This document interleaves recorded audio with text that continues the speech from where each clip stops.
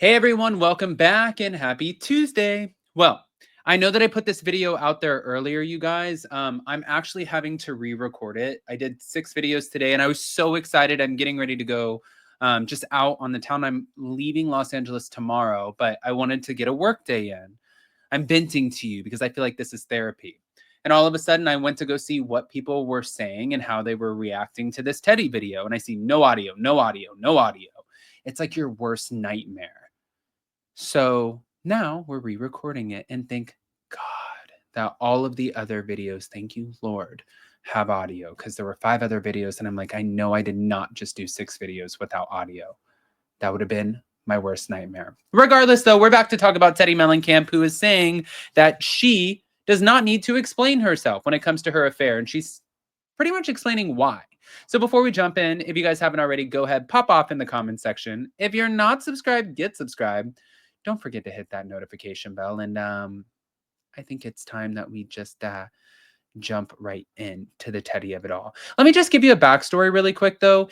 Crystal Kung Minkoff went on her podcast with Cynthia Bailey. They have a new podcast together. And on this podcast, she was addressing the Teddi Mellencamp of it all. She was saying that she doesn't really find it fair that Teddi gets to go on 2 T's in a pod and talk about all of these people, but she doesn't get held accountable. Actually, speaking of being held accountable, before I forget, everyone is always asking me about travel. I know that this is a little off cuff, but you guys are always asking me about my travel and how I keep my skin looking so nice. It's the holiday season, so I can't forget you guys on this one. It's not really a secret. It's my Blue Mean Face Pro 2.0. With the press of a button, and I always like to go to the blue setting, it uses this little vibration. It feels like a facial massage, using microcurrents to lift, illuminate, rejuvenate, and take the inflammation out of your skin, which is perfect if you're running around all the time like I am. Now, normally this bad boy is $300, but if you click on the link in my description and also pinned in the comment section, you get $200 off. And the best part is if it doesn't take away your double chin and you don't absolutely love it, Blue Mean will refund you 100%. And they have a holiday deal where if you buy 2, you get the third one 50% off. So that's good. Back to the Teddi Mellencamp of it all. So Teddi Mellencamp shared an update with her husband, Edwin. As you guys know, they're going through this divorce. And she also reflected on her mom's divorce with her dad, John Mellencamp. And she hinted at why she's not sharing more about the split. So she filed for divorce on November 1st. Since then, rumors have swirled that both spouses have cheated. You guys know that Teddi was accused of cheating with Simon Schroeder, who is the horse trainer training her horse. Also, he has a weird background too, because his current wife divorced him or got an annulment because she found out that he was married to another woman at the same time.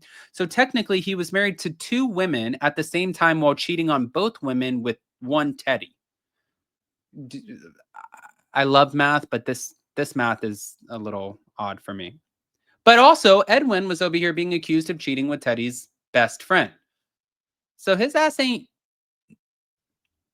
he's not innocent. I'm trying to think. He's not innocent. Now, Teddi's remained quiet amid the speculation, though she's revealed certain aspects of the breakup. On her Diamonds in the Rough podcast with her co-host Erica Jane via People magazine, Teddi shared that her decision to marry and have kids with Edwin is one of the best things that she's ever done. She claimed that she's living at her friend Kyle Richards' house. She's living on the 3rd floor. If you guys don't remember, we talked about this in the glam room. But Teddi and Edwin, they take turns staying at their shared home with the kids, and they apparently switch off and on. When the other one comes, the other one leaves. One comes, one goes. Comes, goes. Okay. She also alleged that neither of them has ill will towards the other, and she noted that they can both be there for sporting events and anything that has to do with the kids. It's not that we can't. We're completely happy to be around each other.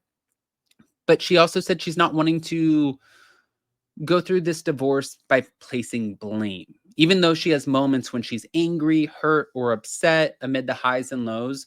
And I was trying to dissect this a little bit, I'm not going to lie, because I was like, what do you have to be angry, hurt, and upset about if you're the one who had an affair?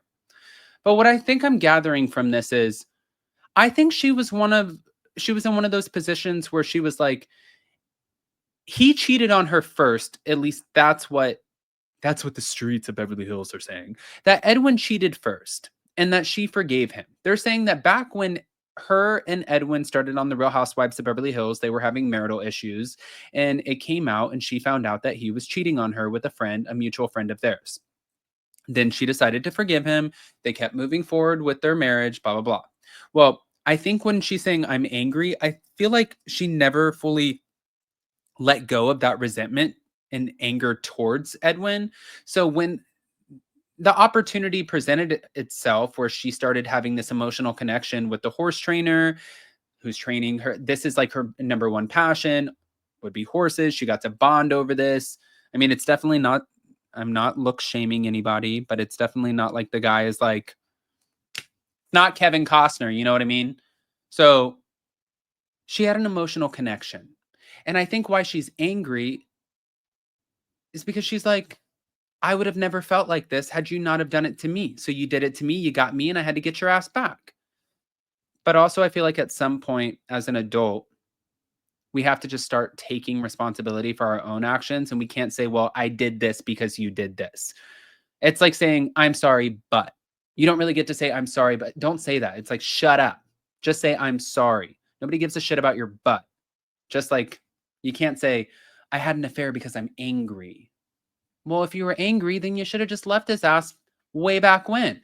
But it's also easier said than done. And I don't want to sit back and judge somebody else's relationship. Trust me.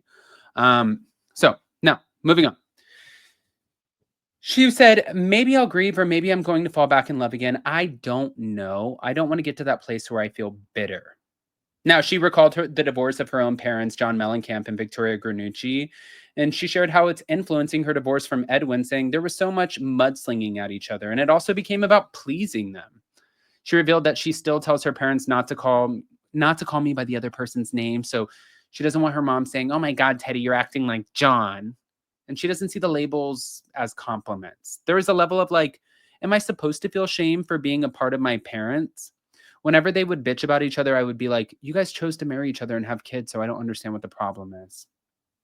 Now, Teddi recalled that she and her siblings knew when their parents were in an unhappy mood because of this, Teddi is not putting any infamous emphasis